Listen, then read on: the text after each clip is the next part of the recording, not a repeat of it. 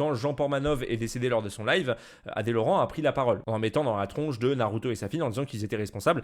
Adé Laurent a fait un live pendant près de 2 heures sur la chaîne de Nasdaq, et dedans ils vont parler pas mal du monde de l'influence, etc. Et notamment, il y a un moment où ils parlent de l'hypocrisie des influenceurs. Voilà, des gens qui retournent leur veste, etc.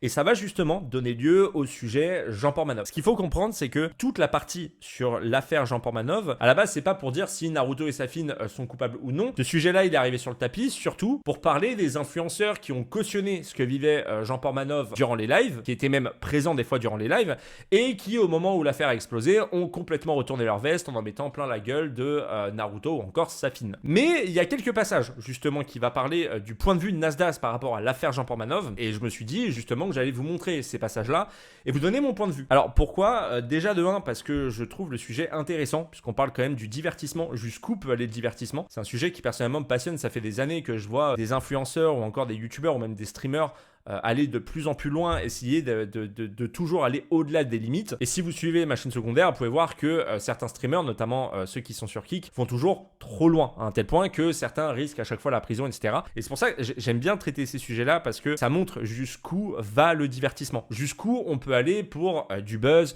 pour du clic, pour même de l'argent. Et bref, je vais pas parler plus longtemps.